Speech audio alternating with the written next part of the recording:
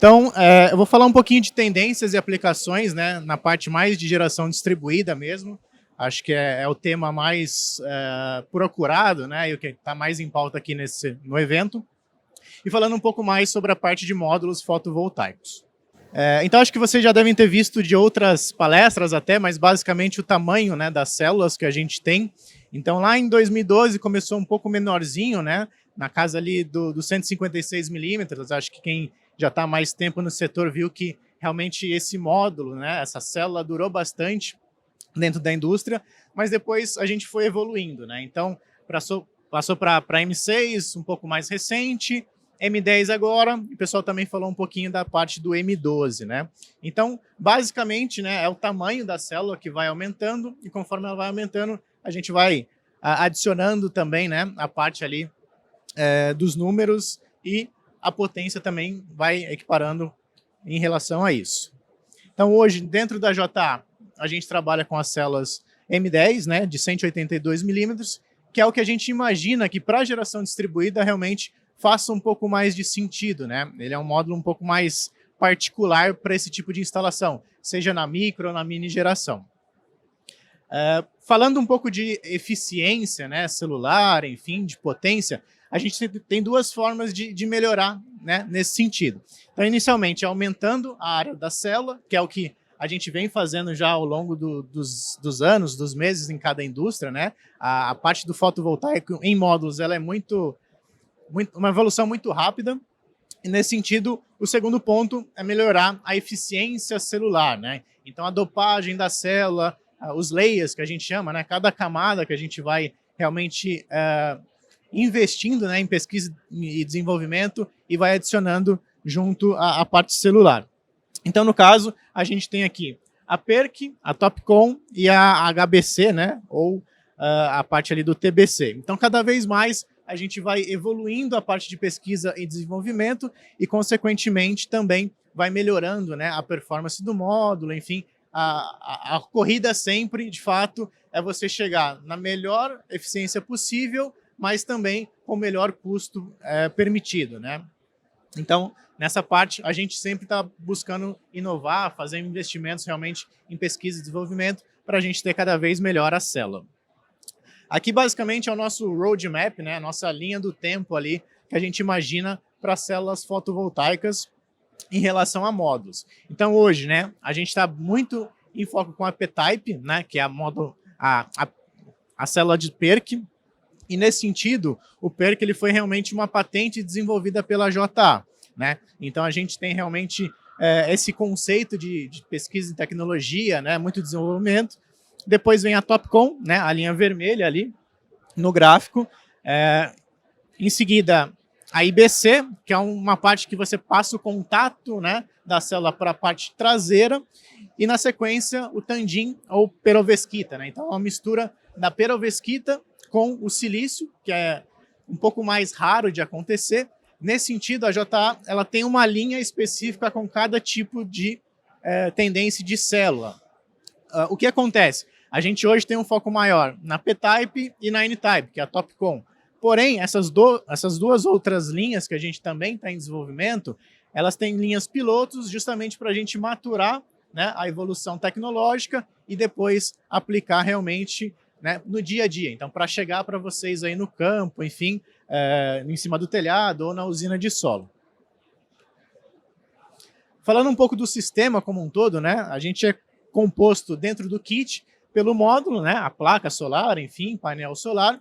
Depois vem o inversor, a parte de estrutura, cabeamentos, enfim. Então, tudo tem que estar bem interligado, né, fazer muito sentido realmente e fazer uma harmonização em relação a todo o sistema. Não adianta eu ter um módulo que não vai conversar com o inversor, não adianta eu ter também um módulo que não vai encaixar na estrutura. Então, de fato, a gente precisa estar sempre em sinergia com esses outros componentes do kit para fazer sentido e chegar para o cliente final a melhor opção possível. Então, basicamente, né, a célula que vira um módulo, que vira string, depois com a estrutura vai virar um arranjo, né? Aí tem o inversor, que o Ariel falou muito bem agora, skid, cabine primária. Aí a gente vai aumentando um pouco mais o sistema, né? E com isso vai aumentando também a demanda de produtos e de de coisas que a gente tem que adicionar também nessa parte do sistema fotovoltaico.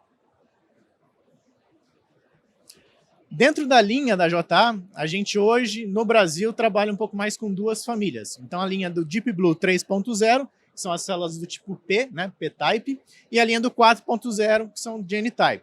Então, basicamente, todas elas encaixam dentro dos projetos, mas cada projeto também tem uma peculiaridade, né? E aí, nesse sentido, você tem que realmente... É bem único, né? Cada projeto. A gente acaba levando um pouco no padrão, né? A gente viu muito essa questão de vender um kit de prateleira, mas cada projeto é único. Então, a gente tem que realmente... Obrigado. A gente tem que realmente customizar, né? Ainda mais com a 14300 agora. Eu acho que eu estou um pouco mais de tempo no mercado, desde ali de 17, e era bem customizado, né? O Solar ele virou um pouco mais padrão, né? E a partir de 2019, 2020 ficou um pouco mais realmente fácil de vender, entre aspas, né? Porque estava todo mundo já com o kit meio pronto, todo mundo sabendo um pouco já o que era, mas agora com as novas regras, né? Como o Diniz também falou, muita coisa vai mudar e a gente tem que estar preparado realmente para essa nova realidade, né? Mas, óbvio, continua ainda sendo extremamente vantajoso. Falando um pouco mais da parte de um para o outro, né? De módulo, em suma, o Deep Blue 3.0 ele vai ter um pouco menos de degradação, um pouco mais de degradação em relação ao N-Type, justamente por essa parte da tecnologia que vai aumentando a cada mês, a cada dia, enfim, a cada ano, né? Então a gente vai desenvolvendo mais tecnologia, consequência, o módulo também vai ficando cada vez melhor.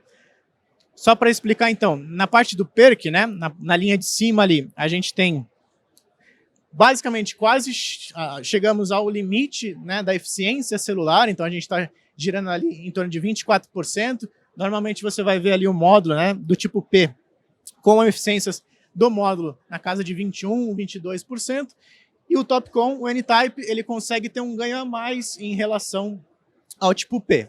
Mas, obviamente, de novo, cada projeto é um projeto, cada uso é peculiar e particular. Então, basicamente, o que muda é a dopagem da célula. A gente vai adicionando camadas, adicionando dopagens, né? E aí, nesse sentido, realmente, cada vez mais a gente tem, né, numa mesma área, mais eficiência, mais tecnologia e mais conceito também. Falando um pouco, né? Esse é o módulo de Deep Blue, né? Então, tanto o 3.0 quanto o 4.0, eles mantêm praticamente não, a mesma dimensão mecânica. O que isso traz de benefício, né? Você vai ter a mesma estrutura para estar utilizando, não vai mudar nada dentro do teu portfólio.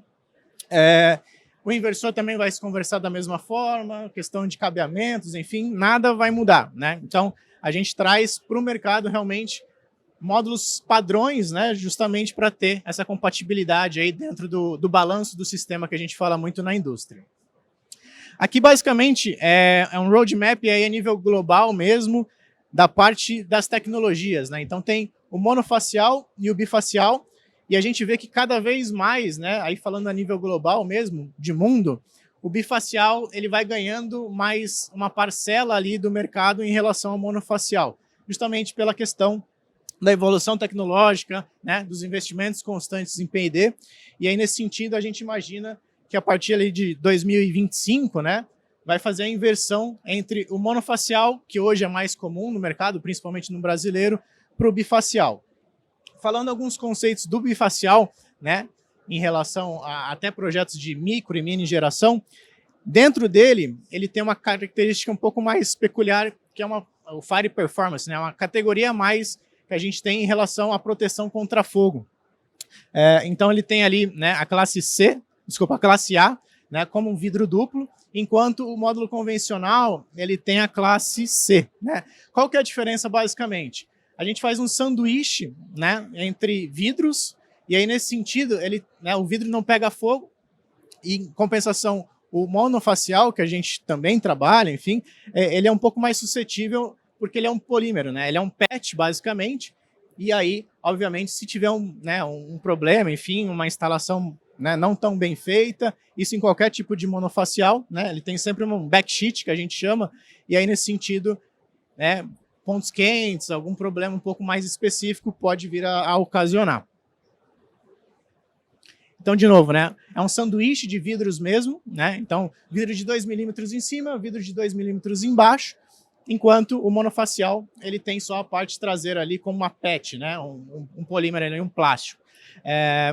A parte do estresse mecânico também com o vidro, né? Como ele está no encapsulante entre um sanduíche de novo, né, de vidros, ele acaba sendo um pouco mais eficiente do que o monofacial, mas nada descarta também o uso do monofacial. Em relação a microfissuras também, por essa questão, né, do sanduíche de novo de vidro, ele é um pouco mais equivalente, né, ele é um pouco mais superior em relação ao monofacial. E a questão de ambientes mais extremos, né? Então, a gente falando de Brasil, que é um ambiente bem agressivo em relação ao calor, né? De fato, o vidro duplo ele funciona, né, de forma um pouco mais prática em altas temperaturas. Então, a gente vê que, de fato, no Brasil a gente tem ali, né, módulos em operação com 60, 70 graus Celsius. Então, essa parte do vidro duplo também faz um pouco mais de sentido pela essa questão aí da dissipação de calor, né? A garantia também são 5 anos a mais em relação ao monofacial, que é 25, mas aí falando de garantia de performance. Na garantia de produtos, ambos vão ter 12 anos de fabricação. E aí, quais são as vantagens, né, desse módulo de 182 milímetros, da célula M10, enfim? Ele tem, basicamente, né, menores riscos em relação aos módulos maiores, né? Até correr aqui, porque o tempo tá um pouco curto. Mas ele sofre menos com carga mecânica, né? O armazenamento e o transporte dele é um pouco mais fácil em relação aos módulos maiores, né? A gente tem módulos de 2,5 metros, né? 2,60 m. Então, realmente, no dia a dia, né? Para subir no telhado, enfim, para manejar dentro de uma usina, faz um pouco mais de sentido, né? Um módulo um pouco menor. E um ponto muito crucial, né, nesse tipo de módulo é a parte da temperatura de operação, né? Então, os módulos de 182 milímetros, como mostra aqui no gráfico, ele tem uma corrente menor do que o de, por exemplo, 210 milímetros, a célula, né? Então, com uma menor corrente, obviamente, ele vai esquentar menos, e a gente conseguiu ver ali, né, num projeto de P&D mesmo lá na China, que ele chega entre 4 a 5 graus Celsius menor do que o de 210. Então, né, isso ao longo do tempo, ao longo dos anos, durante uma usina, né, muito grande ali, de projeto de geração distribuída, né, numa mini geração, pode fazer bastante diferença, principalmente no custo da usina, né, e obviamente no LCOE, né, no custo nivelado que você está esperando ali dessa instalação, dessa usina.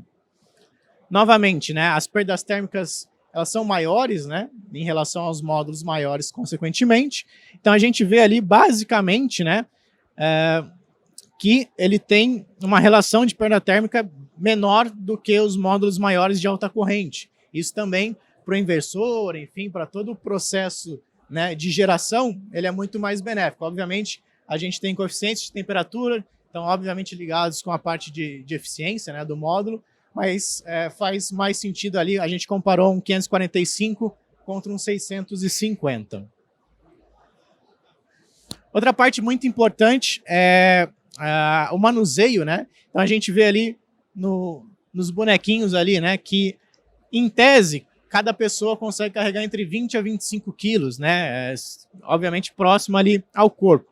Então esses módulos a gente vai estar falando de 38, 40 quilos contra na casa dos 30 quilos que tem os módulos menores, né, de 182.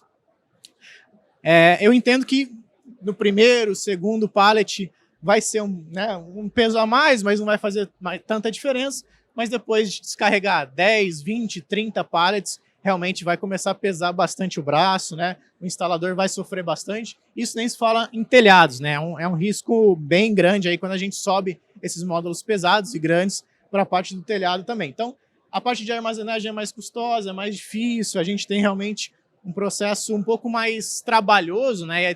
Aí vejo até muitos fabricantes que utilizam esse módulo ensinando o manuseio correto, armazenamento, mas realmente tem um ponto de atenção um pouco maior ali. Aí sim. Então, de novo, né? A parte de logística dele é um pouco mais complexa, porque o módulo ele vai vir em pé e não deitado. Então, isso também pode ocasionar um pouco mais de problema. Se porventura um módulo tombar, né, vai ser mais difícil de segurar o módulo pela área ali que ele está ocupando. Aqui é só um comparativo de uma pessoa com essa mesma caixa, né, esse mesmo pallet aí descarregando em campo. Então, de fato, é bem grande, aconteceram alguns acidentes, né, nesse sentido. Enfim, já soube de história de motorista que quebrou a bacia descarregando esse módulo porque realmente ele pendeu e tombou em cima da pessoa. Na parte de estresse mecânico também, esses módulos a gente testa, né, no dia a dia, enfim, no laboratório, mas a parte, vocês podem ver pela área do próprio gráfico do módulo ali, a deformação dele é um pouco mais intensa, né? Pela área dele ser maior, justamente por isso, ele sofre um pouco mais de estresse mecânico nesse sentido. O abalamento também pode acontecer, né? Então, o centro de carga dele, né, o peso, vai ficar mais concentrado no centro e, obviamente, ele pode fazer uma barriguinha ali. A parte de granizo, né? Acho que no interior de São Paulo, de onde eu vivo, tem chovido bastante. No sul é bem comum a parte de granizo também, está pegando bastante forte. E aí, conforme maior a área, obviamente, maior a exposição você vai ter em relação a esse tipo de problema, né? Então, pode acontecer de uma pedra de granizo cair ali. A gente faz testes também, né? Normalmente com uma bola de gelo de 35 milímetros e tudo mais, mas quanto maior a área, maior o risco aí para estar caindo esse tipo de granizo. Esse módulo ele pode ser utilizado tanto na parte do telhado, quanto na usina de solo, quanto também no solo com tracker, na usina fixa, enfim. Qualquer tipo de aplicação, os módulos da JA, né, de Plibu 3.0 ou 4.0, eles podem ser usados tranquilamente. Até a parte de tracker também, a gente sempre valida, né, com os fabricantes, a gente tem muita parceria, né, com os principais fabricantes de tracker, então isso também vai bem tranquilo. Bom, tentei passar um pouco de conceito, né, do que a gente imagina realmente de módulos para a parte de geração distribuída, micro e mini geração, e eu vi o pessoal falando, batendo bastante na tecla de qualidade, né? A gente também é um dos poucos, né, que tem todas as certificações possíveis em relação à qualidade. Então tem o selo, né, do RETC, que realmente ele estressa o módulo, né, 2 a 3 vezes a mais do que é o mínimo permitido para se vender módulos aqui no Brasil. Pervel também, alguns colegas comentaram sobre essa certificação. Outro teste que a gente tem que mandar módulo para análise, né? E é feito realmente um padrão muito rigoroso de testes. A gente, pela 7ª vez consecutiva, conseguiu, né, atingir o nível máximo, né, da qualidade, além de a parte sustentável, né? Então, até estava vendo uma palestra antes sobre emissões, sobre, né, os problemas ambientais que a gente vem vivendo. E aí, nesse sentido, toda a parte de geração, né, que a gente tem uma geração própria, usinas próprias dentro da JA, no telhado, em fazendas, e aí toda a parte de módulo, né, de fabricação, a gente acaba utilizando a própria energia renovável. Então isso também ajuda aí um pouco no meio ambiente. E para finalizar, né, como eu falei, a gente tem as certificações mais rigorosas de mercado, solidez financeira, então vi o pessoal falando um pouco de Tier 1, né, mas tem, além do Tier 1, a parte da Bloomberg também, com o ranking, né, que a gente tem. Então a gente está no topo da cadeia, somos 3A, né, ou AAA. Então, nesse sentido, tanto a parte de qualidade quanto a parte de solidez financeira, a parte de investimentos, né, a gente faz constantemente. Então é um ranking bem seleto, só mais outras 2 empresas, né, dentro de um universo aí de 70 marcas de módulo que a gente tem, estão nesse topo da cadeia. Então é bem importante, até vocês podem utilizar muito isso, né, com o cliente final. 12 fábricas no mundo, então é uma capacidade muito alta para suportar realmente todos os mercados no mundo, principalmente o Brasil. E hoje a gente possui 14% do mercado global, né? Então, de tudo que vende no mundo, acho que esse ano talvez o mercado como um todo de solar consuma aí entre 300 e 350 gigawatts, a gente vai ter aí os 15% realmente desse mercado. Tem uma série de vídeos no YouTube também, tem um QR Code ali, se alguém quiser, ou JA Solar Brasil, a gente tem lá uma série de vídeos explicando um pouco mais fundamentada essa parte dos testes, né? E basicamente é isso, pessoal. Esse é o meu LinkedIn. Acho que não tem a parte de perguntas, né? Mas se alguém quiser mandar, enfim, vou estar no evento também hoje e amanhã. Qualquer dúvida, estou à disposição aí. Opa, sai da frente aqui. E olha que eu sou pequeno, hein, bicho? Obrigado, pessoal.